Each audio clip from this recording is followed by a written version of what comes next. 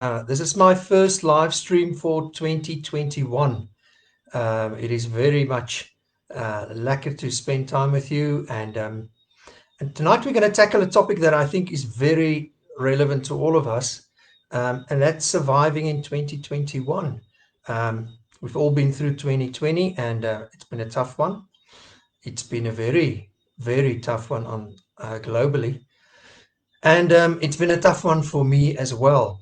So I'll be sharing some of my experiences, and we'll have a look at three things. The main idea with tonight is to share some of the thoughts on how you can thrive. So it's moving from surviving to thriving, and that being another concept, not just surviving but thriving.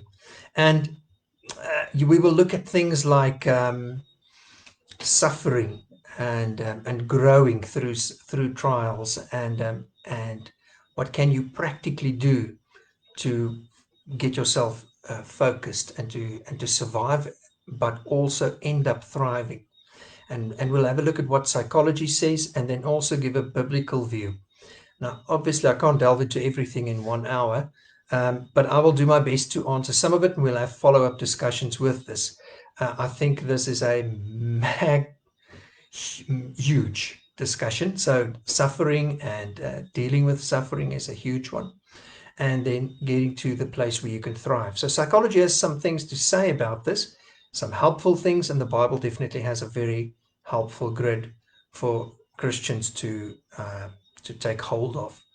So the idea, and what I'm going to say summarized, is that suffering is here. It is part of life. And it can offer you opportunities to be broken or to grow.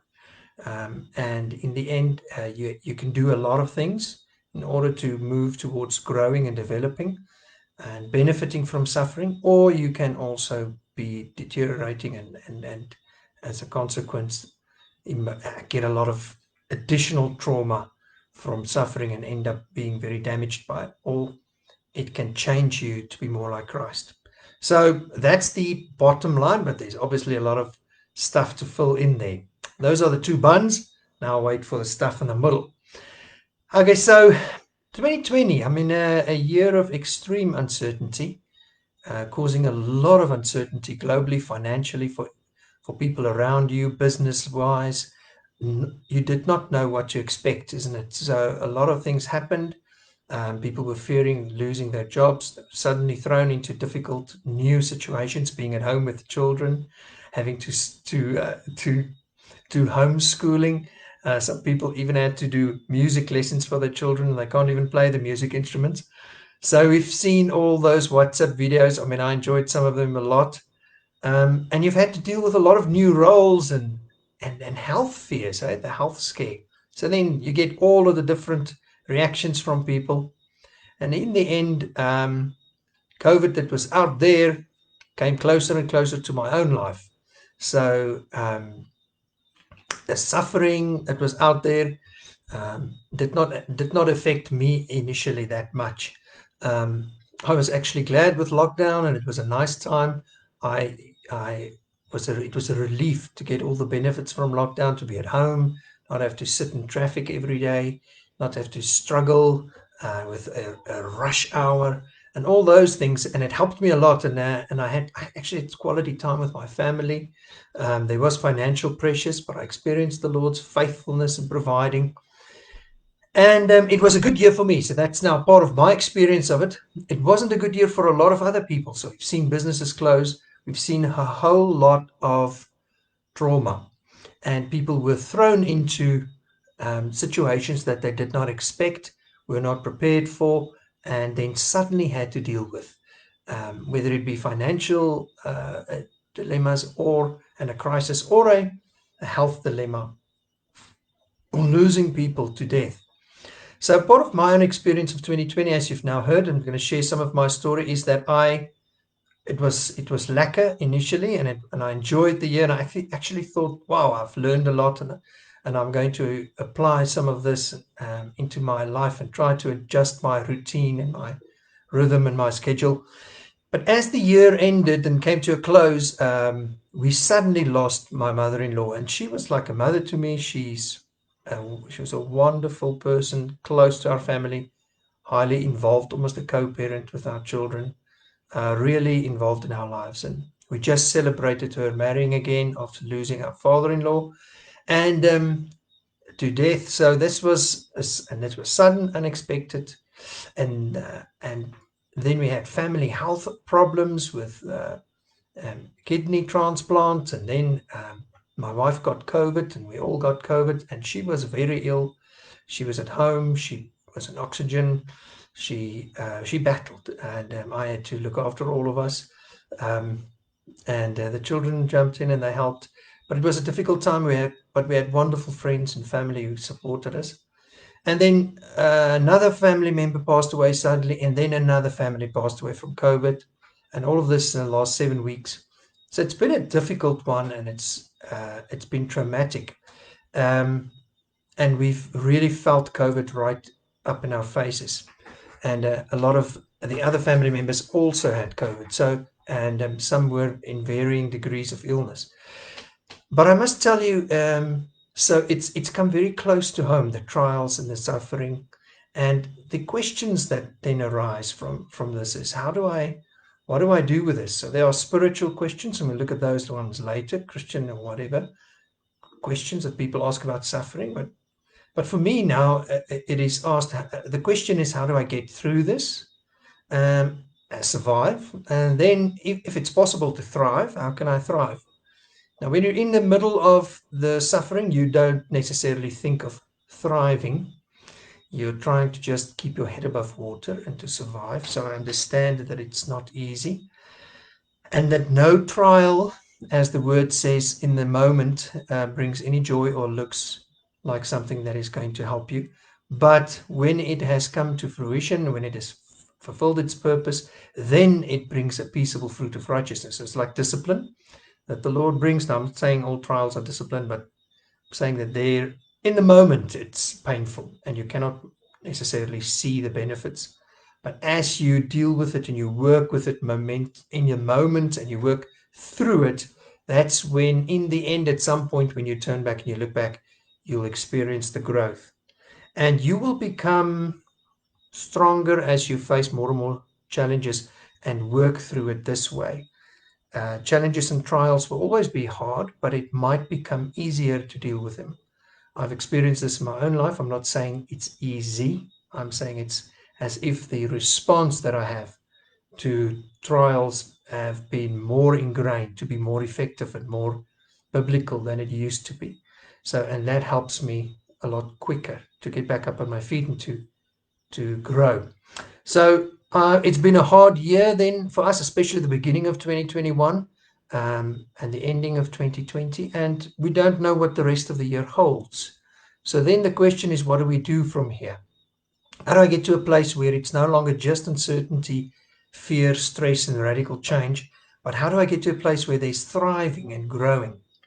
Now, I read this quote on a Focus on the Family article where it said that there was a man who would take long walks every day.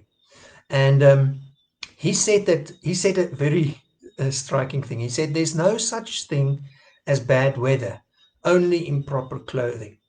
So the weather will change. There'll be days with good weather. There'll be days with so-so weather, moderate weather, and there'll be days with rain. That's great in South Africa, but not in England. And there'll be thunder, and there'll be winter weather and droughts and whatever. There'll be tough weather. So it's about getting proper clothing. In Africa, it's about getting sunshades and being protected from the harsh weather. And up in the north of the hemisphere, it's about being protected against the ice freezing cold. So it is how you respond to the situation around you that determines whether you are going to survive or thrive. So, and thrive, so it's, or maybe not survive through it. So in there lies the key. It is dressing appropriately. So now, if you've been in the weather and it was terrible, then it is reacting appropriately to respond to the weather situation. So you don't go outside not being properly dressed. I want to share some thoughts with you from Dr. Daniel Brown from the UK, who really did a thorough study of thriving. And he came out with this conclusion. He said, thriving appears to come down to an individual experiencing a sense of development, of getting better at something, and succeeding and mastering something. In the simplest terms, what underpins it is feeling good about life and yourself and being good at something, being good at something. So thriving goes about experiencing success, experiencing development, experiencing growth through something or mastering something. Now, when you're going through a difficult time like 2020 and 2021, it does not necessarily seem like you are mastering something or succeeding. I think the idea here is to grow through the suffering, through the trial, and and if you're not going through a trial at the moment, or 2020 was not a bad year for you, no worries. Trouble will come someday, and you will. So be prepared. Rather find out about the weather in Canada, and don't rock up there with your summer clothing from South Africa. You'll die. So this is an opportunity for you to be prepared then, and to rather get the mental grit and the frame of mind so that you can approach your suffering when it does happen. Usually people react in the usual stress ways. They either freeze, they fight, or they try and flee. So, or in work terms, people would get to a place where they either procrastinate, that's the freezing, and they try and avoid things. So, or the overworking, they go into a fight mode and they just try and solve all the problems as quick as possible. So the idea here would rather be, if you look at psychology, it would be to rather work strategically, logically, and systematically. So try and figure out what's going on, and what can I do in this situation to make it better, and so that I can adapt to the situation instead of just being thrown to and fro with the situation. Now, I understand trauma as we've experienced it over the last couple of weeks um, is hard. I mean, it stuns you. It knocked me. Can't say that I am okay at the moment. I'm dealing with what I'm feeling.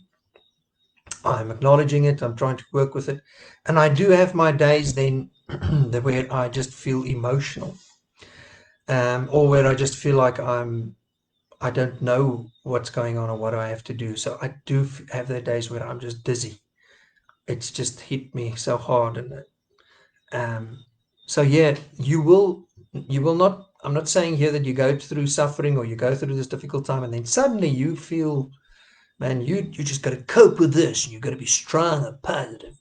So I'm not saying you. Otherwise, this becomes a burden to say, yeah, if you're not like this, I mean, then you're weak, or only the fit, strongest will survive. Survival of the fittest. What I'm saying here is that it's about dealing with the trial that comes your way, and it is hard. And you will fight, you will flight, you will freeze, you will do those things, and you will cry. And some days you might feel like giving up. And then we'll see that with the biblical examples as well. But then it is then after that how you respond. So in psychology terms, they want to look at adaptability. So it comes from the Darwinian concepts of adapting to your environment, which makes sense if you're in Canada. I mean, wear your jackets and your snow clothing, and if you're in Africa, put on those sun creams. I mean, the African sun is harsh. So adapt to the environment, think strategically, don't just footer into it, don't just knock on and do whatever you feel like. We'll get to that. But now, the psychologists identified a few enablers. Interesting. They say that there are factors that contribute to people experiencing that thriving. Now, some of these factors are in a combination, so it's not necessarily all of them. But if you can identify some of these, and you think, I want to work on this, or hey, I want to add this to my my mental approach to life. So one of the the start there is having a positive outlook on life. Now that seems very simple. It seems that a storm is brewing here on our side. Um, Having a positive outlook on life, just be optimistic, man. It sounds very simple, but it is meant to be simple. It means it's either positive or negative or neutral. I mean, it can't be anything else. So meaning you decide how you are going to approach it or how you're going to see it. Now, I used to be a negative person from the word go. It's actually part of my temperament, but I really work hard on then actively going against it. But I find myself moaning and groping as well. And then at some point I suddenly realize, hey, this is getting you into a depressive hole. Interestingly, psychology says being religious or spiritual is another aspect. So go, man, go. Tell you, being a Christian's truth, it works. Having a proactive personality, oh, that was the opposite of mine. I was like passive and reactive. That means the world happens to you. You don't happen to the world. No, this was not easy to change, and I still have to work on this. I think it's a daily thing. Being proactive, seeing things before they happen, and even or reacting quickly and trying to do something about it. So it can be part of your personality, but it can also be part of your skill set. You can learn this. Obviously difficult, but a trial can foster this in you. Difficult time can force you to become more proactive, to be more motivated, to work at your motivation, to work at how you talk to yourself, to be committed to learning and expanding your knowledge, not just of a specific academic area or your expertise or whatever it is in your workplace, but also being learning and expanding your knowledge of life and experiences and skills and people and how to deal with it. I mean, a trial offers you a lot of opportunity to grow. Now, when we went through this, I mean, I was tired emotionally. It's in my holiday. I'm already tired from the year's work, and my whole family is suffering. And I have skills to support my family. Um, and part of it was learning to how to deal with this whilst I'm not okay. And also not to just retract within myself and just go into self-care, but also looking out for others. It's a learning curve. They say being psychologically resilient is a personal enabler. It's such a nice, be resilient, man, bounce back. But being resilient is something that it's all part of all of this. Resilience is something that you work at. It's something, yes, some people are more resilient than others, but it's also what you put in, yeah, what goes into your mind and into your heart. And then they say being socially competent. That means being surrounded by family, friends, colleagues, people who are supportive. Interesting. We'll get back to that. And then there's contextual enablers that enable a thriving person. It's being in a situation wherein the challenges are at an adequate level compared to your capabilities. So you're not overwhelmed with everything. You can still handle it, or you have something that you can do to enable you to handle it. Having interpersonal relationships based on attachment and trust. Can't underscore that. That is so important. Just having people who care for you, that you trust, that is incredibly important.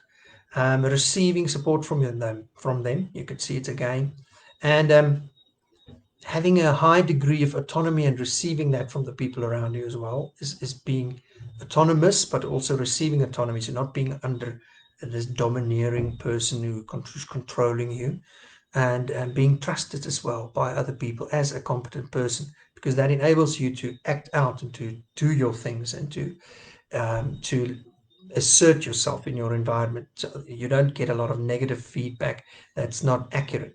So that is the environment. So if you don't have that environment, that is something that we'll then look at it. Those are also challenges to your thriving, but it does not mean that you won't be able to thrive. So I've been in situations where I did not have that environment with me. It was actually the opposite. It was a destructive environment. So it made it harder. It's like you're trying to climb the mountain, but it's snowing, raining, and there's a massive stormy wind. So the environment doesn't really help.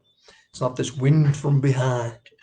Okay, so I'm going to give you some ideas on this, and it might be short ideas, but I think it's powerful enough. So the idea here to move from just merely surviving to thriving will then enable a lot of these ideas will entail a lot of these ideas. So you add all of them together. It's like you're baking a cake. So you need to respond rather than react. So it is, you will be triggered by all of these things, and you will, a lot of triggers will go off when you go through suffering and trials and sudden losses. Like, I mean, the sudden loss, it triggers stuff with you. And what is important then is to start to reflect um, on yourself. You need to start to reflect with your own, what happens in your body, what happens in your mind when you are in this situation. Where are you at emotionally? Ask yourself that. I mean, it's important to have that insight, to find yourself, to be able to also share it with other people. Now, obviously, it's people who you trust. Um, so where am I at the moment? What is happening with me? What can I do at the moment?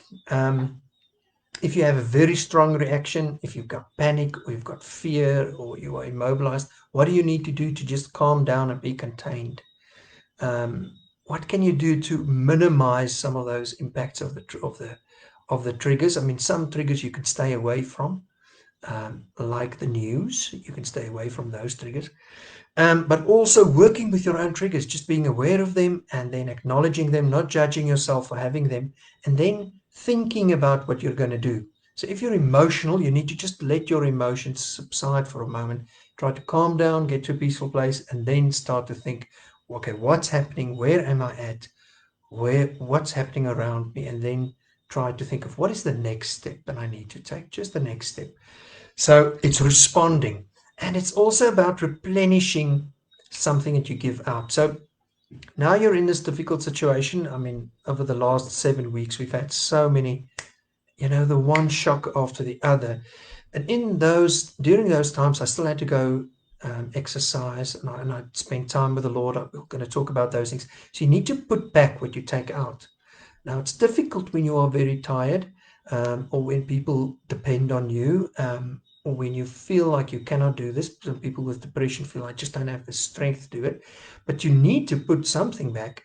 Let's be very frank here. If you have diarrhea, not a nice thought, but if you have it, you need to be hydrated, because you are dehydrating. Similarly with your emotions and with your physical body. So you do need to add those precious resources in. And instead of blaming others in your environment, you need to start and say, okay, what is there that I can do to take care of me? Now, we'll look at a nice quote a bit later on. So the question would also be, in this time, what calms me down, what energizes me? And I need to do this now. What worked for me in the past, what will work for me now? What am I seeing, feeling, and doing at the moment that's not working? Because what I used to do then is I would say, okay, no, this is not working for me. I am, uh, I used to actually spend time wasting some of the time that I could spend with energizing or relaxing, or I would just either spend it on mindless things that didn't really help me, or being in discussions with people on negative topics and those things. So I stopped all of those things. I did find myself like a pendulum. I mean, I was here, the trauma knocked us, I was here. It took me a while to find this focus. But because I was dealing with this throughout the year, last year, and the years before, I've been trained through all of these trials in life, and I've had many of them, that there was immediately, it's as if there was this underlying schema that kicked in that said, look, this is how you're going to deal with it. You can't just, you know, just flow along, go along with the flow. You need to react. You need to do something. You need to think. And then it was also about finding out what at that moment you cannot deal with. So it's also about figuring out what drains your energy and how can you minimize it then. And then it's about thinking about your thinking. So this is a huge one. I think this is the main thing, is thinking about your thinking. And you find your thinking through your words as well, and through your attitude. you will find that there's something in your mind that is negative. So if you find yourself down and depressed or frustrated, go and look at why you're feeling like that. And what is your attitude? What is your attitude? It's not just other people's attitude. So if you're going to go into a blaming stance, you are sure to never arrive at thriving. You will arrive at thriving from other suffering, meaning you will not go to a place of genuine thriving. You will take other people's joy. Um, you'll become bitter.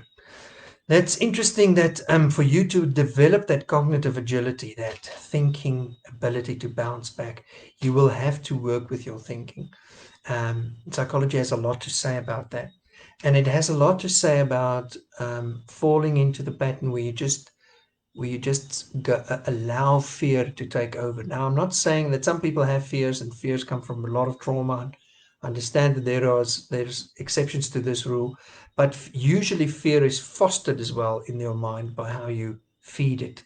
So it's also, and I know I'm reducing it and simplifying it, but in the end, you need to start to look at what you are saying as well. Fear is also an emotionally conditioned response, meaning you feel this because of a lot of things that happen to you.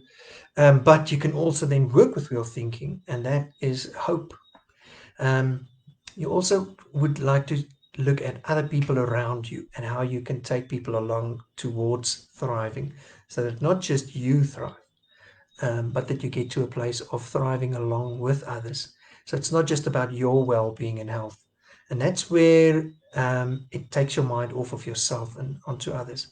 Now you can go and have a look, and don't know how many of you know the acronym SMART when you set goals, the specific, measurable, attractive, realistic time-framed goals. Um, make you need to set goals for yourself for this year. Now, when you are going through a trying time, your goal should not be to run a marathon if you've not set foot outside the house in 6 months, in your jogging shoes. So rather just make it a very small, doable, achievable task. That is the next step. And try to create goals for you for all your areas of life, your physical health, your mental health, your relationships, your all of those areas. You need to have a specific measurable goal, something that you can do at the moment. So I did not put pressure on myself to be this exercise often during December and January. I just kept on doing stuff, just kept on walking, going to the gym, just not a lot of pressure, just keep going. And that's the idea, just keep on going. It's when you stop and you sit, that's when the trouble comes. So it is to go and have a look at the next step. There's real practical things here as well. I drink loads of water. I've just a little liters of it. Yes, I wee a lot as well, but it is good for me. I don't smoke, so it's my break. But what you do need is you need practical things. Get sunshine. If you don't have sunshine in your country, go to another country. We've got lots of sunshine. We don't have other things, but we have sunshine. The idea here is that it lowers your anxiety, it ups your vitamin D, it ups your immune system response. Now, a lot of those things is just get outside into nature. Go and have a look. Nature is designed to calm you down. Yeah, don't go and sit in a tiger cage or whatever. Don't just go into a nice calm place. And then also focus on starting to breathe and try to also be in the moment. Now, these are the psychological things. And then try to start to focus on all the good things in your life. So it's a gratitude shift that you make. I woke up the other morning and I could feel that I wanted to go to the pain and the suffering, the thoughts of loss, because I mean, I was friends with my wife's cousin, and we knew her aunt very well and loved her, and my mother-in-law was so close to me. So I wanted to go to the place where I would cry, but I decided to say, okay, what is there in my life now that I want to say thank you for the Lord? And I started to think on those things, and it did make a difference. It did not change everything, but all of these things together makes a difference. Then it is control what is controllable. So there will be lots of things you can't control, especially this COVID. You can't control it, but you can control your response to it to a degree as well. instead of just becoming flustered and frustrated and out of balance. It will happen. Also, then, once you're there, start to say, okay, what is there that I can do today to make it a little bit better as I am moving towards making it better? We can't, a lot of this is dealing with what's coming your way. You can prepare for some of the things, but you can't prepare for all of it. It is about dealing with it in the moment. I mean, it is about handling it now. It's not about being this perfect human that feels happy all the time, has no troubles and suffering, and is just so psychologically magnificent. It's about dealing with the stress. It's about being real, building relationships, and then learning to trust the Lord. So we'll have a look at that, and then rest, rest, rest. I'm working with a couple of my clients at the moment to just get to bed before 12 at night. Get to bed before 12, sleep. Sleep is basic. If you can't sleep, get help to sleep. It is huge. Another thing, take care of your gut. 90% of serotonin is released in your gut, and all of those things. So you need fish, chicken, eggs, all those things. You need to figure out how to look after your gut. Now, I'm not a dietitian or a health expert. I'll get somebody on here who can help us with that. But gut health is huge. Now, I also like sweets and I like chocolates, and I do those things as well, comfort food. But you do need to do all of those. You do need a healthy diet as well. And then you do need the other practical things as well. Reading a book, going away. So this coming weekend, me and my wife's going away. We're just taking a break. And then there's a bigger one, keeping the big picture in mind. Um, when you are reading a book, it is divided up into chapters, and those chapters are divided up into pages. So your life is similar. There are chapters, and there are pages, and there's an ending to this chapter, and a new chapter will begin. And every chapter will have good and bad in it. So this chapter will end as well. If you look back at history, a lot of chapters came and gone, and a lot of our parents and their parents went in their lifetimes had good and bad times, and they all went through it. Now the question is just how do you go through it? So we'll all have those. So there'll be a big picture here. The story is not finished yet. The chapter is not finished, but at some point it will be finished, and then a new chapter will begin. So you're not going to be stuck in this chapter on pause mode forever. It's not really a nightmare. Define what you determine as important. Um, so this is important when you go through this year. You need to figure out what do you see as success, and what is really success. What does success really look like for you? Is it there's a quote: if you cannot define it, you cannot resource it. So you need to figure out how do you see success this year, whether it's emotional, physical health, healthy relationships, better grades. So set those goals, but define it clearly. What is it that you want? For me, success was building relationships, being faithful at my work, and trying to spend time with the Lord and to listen to Him. For those are practical, and just to keep my other things going, um, and to keep on going. That was also a success for me. So success is not necessarily all these huge achievements. It's already an achievement to deal with it. But if you can set if you can set specific goals, it'll help you. And also, you can also celebrate where you've already come, and that also is coupled with celebration and praise is all in one. And you celebrate that you've been through this, that you are in this, and the Lord is with you. You have an opportunity to learn about Him in a new way. Whereas when you're in heaven, you learn other things of Him, but you cannot really learn God's faithfulness in suffering if you're in heaven. Then Jordan Peterson, I heard this quote from him. I've not read the book 12 Rules for Life, An Antidote to Chaos, but I'd like to read it. He's not specifically a Christian, but I think some of his rational thinking is good, and I do appreciate his conservative outlook on some things and challenging the chaotic liberal thinking that goes around, where it says, treat yourself like someone you are responsible for helping. So if you're helping somebody, or you're looking after your dog, he also uses an example of looking after an animal. We really do look after our animals. Some of us don't, but some of us we mostly look after our animals well, or when you do look after somebody else, you try to look after them well. I know some of you selfish buggers don't do that, but most of you do. But it is treat yourself like someone that you are responsible for helping. I never did that, so I'm better at that now, but I'm still growing there. But that is something to think about, isn't it? So it's looking after others and treating them and trying to get their welfare, but then also doing the same for yourself. And then talking to someone. Hear this quote from Maggie Smith. She says, "Be brave enough to ask for help when you need it. There is no merit badge for doing all the hard things alone. Reach out, keep moving." Reach out to other people. There's not going to be any award for somebody who did all of these things on their own. No, it's a team. We're a team here, and as the body of Christ, we're living together. But if you're a leader in the body of Christ, you might, or a leader in a company, or whatever, you might find isolation to be a difficult one, because who do you mingle with? Who do you share with? But then you need to find those outside of your organization, but you do need people to share with.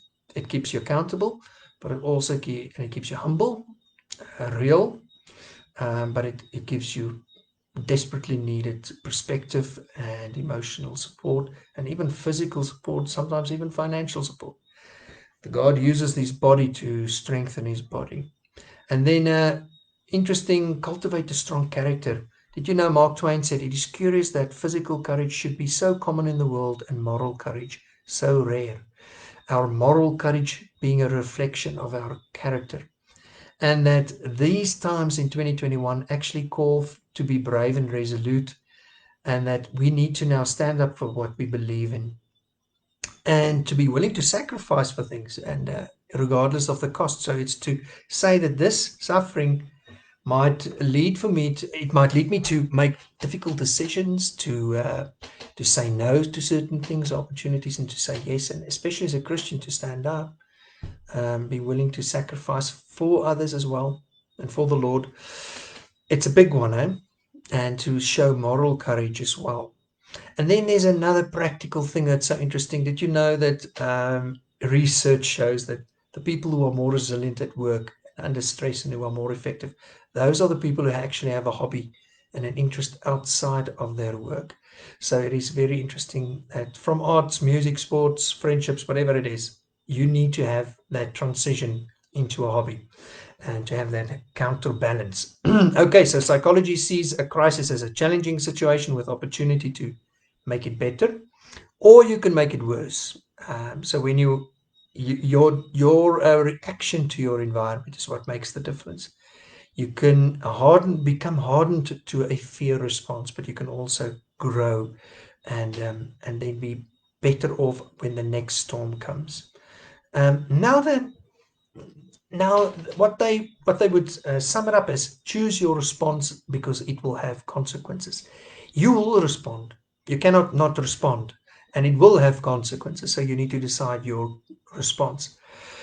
So going over into a second section here, that it would be what does the Bible say about thriving? Does the Bible have anything to say about thriving? Because we hear a lot about suffering. And the question is then, maybe this is not the best question. It is actually, what does the Bible say about coping through suffering? Now, I'm going to read this scripture verse that you will know off by heart if you're a Christian.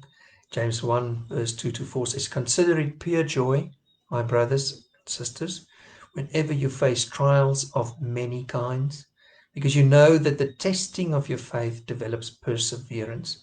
Perseverance must finish its work so that you may be mature and complete, not lacking anything." Ooh, this is so jam-packed with stuff.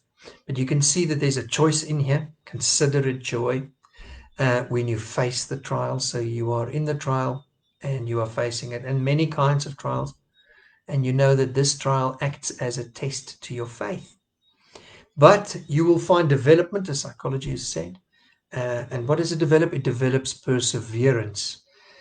Perseverance must finish its work. That means it is a process. It is not just a once-off thing. So that you may be maturity, and complete, lacking nothing. So that is major. So it actually benefits you because it creates maturity and it makes you complete. So something is added through this trial where you feel something is taken away. So we feel that something is taken away and something is stolen or broken, but something's actually added here, and it's maturity, it's character, it's completeness. Now, psychology just focuses on you and how you grow and thrive through this. So it's person-centered, but the Bible is Christ-centered, God-centered. So it means you're complete in your faith. In whom? In the Lord. So it's about the Lord here. It's about your vision of the Lord that actually is enhanced your faith. So that means your trust in Him is growing. Now, people have three questions during trials. When will this trial end? Why is this trial happening to me? And how can I counter joy when it is so hard during a trial? So those are three very important questions. And we're going to try and answer those, but I might not be able to, but I'm going to try. So when will this trial end? We don't know when the trial will end, and it's realistic to say that. It's also realistic to say, like I said, this too shall pass. But I think the question is not the best question. When this trial will end is not the best question. It's rather, how can I change my focus, or where should I put my focus during this trial? Because we know it'll end. If it does not end, you're going to end. I mean, at some point you're going to die too, and then the trial will end. But it's rather about, where should I put my foot next? If you're climbing the mountain, where's my next place where I should land my foot? Am I still on the trail not that I am in the trial. Am I on the trail? Am I still heading in the right direction? Have I got lost? Am I still following the leader? Those are the questions one should rather ask. The other question, why is this happening to me? That's a hard one. It is something that you can ask to the Lord. Difficult to get answers there, because it happens to all of us. Different types of trials. We all have different trials. So it seems like trials are universal. Some of us have lots of trials, and some don't. Some have little trials, or seemingly little trials, but we all have trials, and we all experience it subjectively as bad. So in our own minds, when we rate our trial, it is actually 90 out of 100 in the suffering scale. So it is bad for all of us. But if I see a street child in Johannesburg, or in India, I mean, my heart goes out to them, and I can place myself in their situation and think, oh, it must be hard. But they're in their situation, and they don't know how it is to be in the five-star hotel in New York, or whatever it is. But some people have been in a five-star hotel in New York, and now they're on the streets. Whatever it is, your trial is your trial. So there's, again, this question leads you into a rabbit hole. It is rather, when this is happening to me, what should be my response? Again. And then there's, how can I count joy? We'll have a look at that as we go through.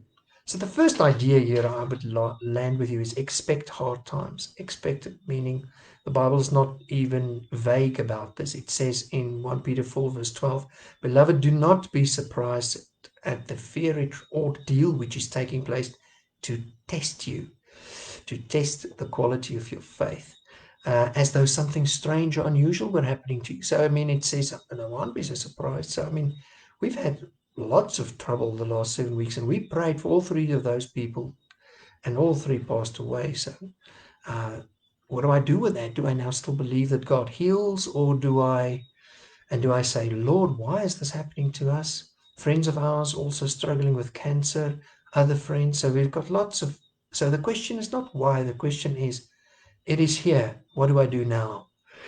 So then that leads to the next one. You choose to rejoice. You don't actually rejoice out of just a natural reaction. That's not going to happen. That's happiness. If I give you $1 million, you will be happy. But if I give you a trial, you will have to choose to be happy. It's not going to be natural. You will have to choose it. But you can also choose to moan and groan and wallow. You can really choose it.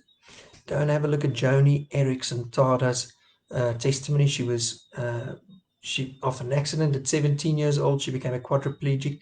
She's now 71 years old. She's inspiring people, making huge difference. She's chosen to rejoice. Now, how do you rejoice? What do you rejoice in it? It sounds rather mentally ill if you say rejoice because you're suffering. It doesn't sound healthy. So 1 Peter 4 verse 13, the next verse actually says, but insofar as you share Christ's sufferings, keep on rejoicing, so that when his glory is revealed, you may rejoice with great joy. He also suffered. You're suffering as well, but now God can use this suffering. You are rejoicing in the hope that you have, that you're not alone in this suffering, that you don't orchestrate. You are not greater than suffering. He is. He loves you, and he can orchestrate the suffering in order to build Christ's image in you. Romans 8:28 says that God can make all things work. It works together for the good, but in the end you'll see that God blesses and justifies those whom he chooses, but he also works Christ's image in them. So he uses this as an eternal glory to him and an eternal blessing to you. It is huge. So you rejoice in the fact that you are not alone, that God's promises are still true, that he is faithful. So we'll have a look at those things. 2 Corinthians 8 verse 2 to 3 says, For in a severe test of affliction, again the word test, their abundance of joy and their extreme poverty have overflowed in a wealth of generosity on their part. For they gave according to their means, as I can testify, and beyond their means of their own accord. Meaning they were in a severe test of affliction, and they had abundance of joy with extreme poverty. Sounds intense, and it means that somehow they did not look at their circumstances, but they looked at the Lord, and they looked at the opportunities they had. So they were rejoicing in the fact that even though they are suffering, the Lord is faithful and they can do something for the Lord as well. Now, another practical thing that I found as I was praying in this last 7 weeks, I was asking the Lord, and I would find my own weaknesses. My flesh would come out. I would become irritable with my family sometimes, not all the time, but I did, and I would fall into old habits, sinful habits. And as I was praying, the Lord just called me and said, spend time with me, spend time with me. And as I was preparing for this talk, it was just highlighted again. Spend time with the Lord. Where is your focus? Are you just going into distractions? Or are you binging on series? Not bad. I also checked out a few series, but what comes first? What do you put in your mind first and in your spirit? Do you go to the Lord first? Now, obviously, when you're tired and you're emotional, it's even hard to hear his voice sometimes, but you're there. You're praying, you're in a mindset of praying, you're reading the word. Although it feels like just like words, the word is living and stronger than any two-edged sword. It is amazing, it is alive. It'll change you. So it is about choosing to prioritize time with him as the highest priority, and time with his children, so that it's not the culture around you that is influencing you the most. It's the word and the Lord. So pressing into him. So you actually lessen the distractions, the YouTube and whatever.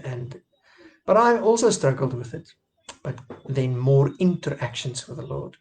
So it is about prioritizing that.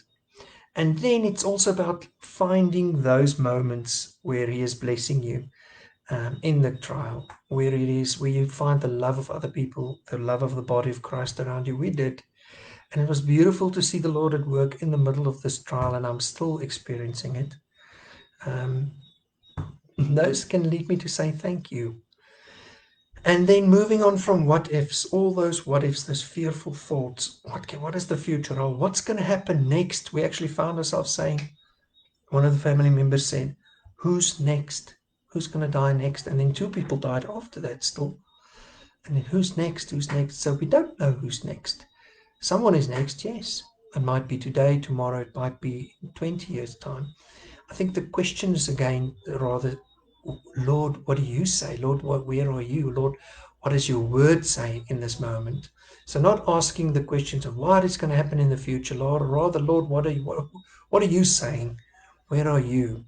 And then remembering that God is not condemning you in this time, because spending time with the Lord can then sometimes also, if you don't view the word accurately, you might even see a lot of rules and even feel more burdened after it. But actually the word is there to draw strength from.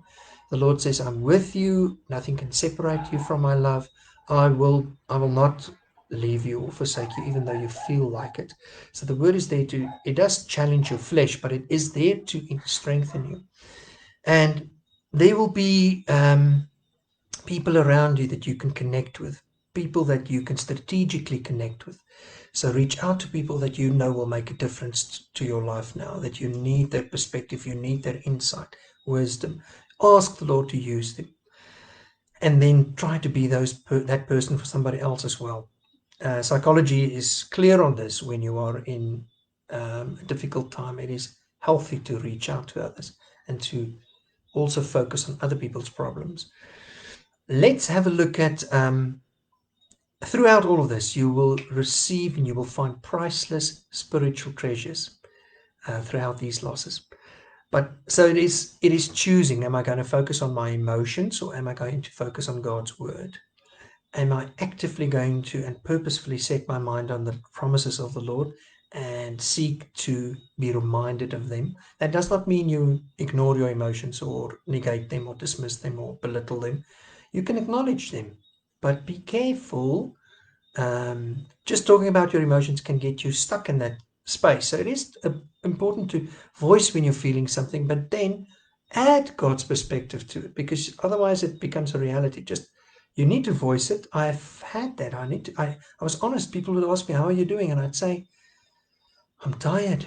I'm feeling sad. Um, my body is tired. My emotions are tired. I feel drained. I don't feel like this anymore."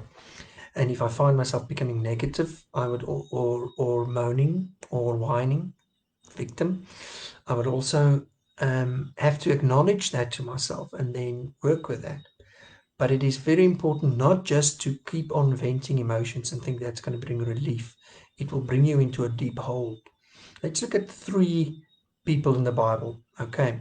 The first one is Job, obviously the epitome of suffering and getting to a place of thriving. I mean, he went through hell and back. That was difficult. But to sum up Job's thing here, what he learned was trusting God's sovereignty and purposes, even though he did not understand it. And when he was in interaction with God, he spoke up, but he was silent and submissive and honest, and he was listening. And he did not get all the answers, but he got the blessings and the approval of the Lord. And it's amazing. And he got revelation, understanding of the Lord. So this was something to be learned here. So it's a different question as to why you're going through this. That's what his friends tried to answer. And the Lord did not like that. So he was rather listening and trusting, even though he didn't understand. And then Joseph, who kept on trusting God throughout being the suffering that he received, he did not even cause. He didn't. It came at him. It was a lot of injustice, and it kept on for years. But he ended with saying, "You intended to harm me, but God intended this for good, to help other people as well." So remember that God is intending this for good. The devil or the world or whatever may intend this for harm, or even other people in your life, but God is intending this for good. So you keep on trusting the Lord and keep on serving Him. You could see Joseph was running away from sin to the Lord, but he would also had his times of doubt. But it was important for me that there was hope. He was clinging to hope, like Job was also clinging to God's promises and to God Himself. And then King David, he went through lots of trials, and he multiple times he said how he was surrounded by death. But he kept trusting God as well. And throughout his cries and his tears and his poems of agony, he actually prophesied. So without knowing it, my God, why have you forsaken me? That became Christ's words at the cross. So in his crisis, he was actually prophesying about Christ. So the Lord even used that. So we don't know how big God is. We just need to trust this loving, just, righteous Father. And then it is, in the end, make it your aim to learn to depend on the Lord more and more. Like a tree that deepens their roots, and a plant that goes into to break through the levels of the ground to get to a place where there's nourishment. This is what it does for you. when you go through suffering. It needs to be your aim to learn to depend, to rest, to trust in the Lord, to cast those cares, to say, Lord, what is your word? What does your word say about worry? I want to testify of something. It's about 7 years that I've now walked a road of really trusting God with finances, out of the boat, on the water, radical. And through these 7 years, it was a tough time. It was hard to learn to trust, but I found the benefit of it during the last few months. Just letting go, just asking the Lord for my needs and just trusting Him and letting it go, focusing my mind on what is next. And it was usually serving others in the moment. So I want to end off with a quote from an article of Got Questions. It's a long quote, so it's about 2 paragraphs, but I want to read it to you. So it says in Romans 28:28, it contains those comforting words for those enduring hardship and suffering. We know that in all these things God works for the good of those who love Him, who have been called according to His purpose. In His providence, God orchestrates every event in our lives, even suffering, temptation, and sin. It doesn't mean He causes it always, but He is sovereignly in control, and He orchestrates those things to accomplish both our temporal and eternal benefit and His glory. Christians serve a God who has lived on this earth and endured trauma, temptation, bereavement, torture, hunger, thirst, persecution, and even execution. The cross of Christ can be regarded as the ultimate manifestation of God's justice. When asked how much God cares about the problem of evil and suffering, the Christian God can point to the cross and say that much. Christ experienced physical pain as well as feelings of rejection and abandonment, and He experienced the same suffering as many people today who know the bitterness of isolation, pain, and anguish. So knowing that you're not alone, the Lord is with you, and that He knows, He understands the pain that you're going through, and that He will walk with you through this. And that being your shepherd, He walks in front of you, but He also walks behind you. He's around you, and He will take you through this step by step. You don't have to know all the answers. You don't have to know everything. Just follow Him and take the next step.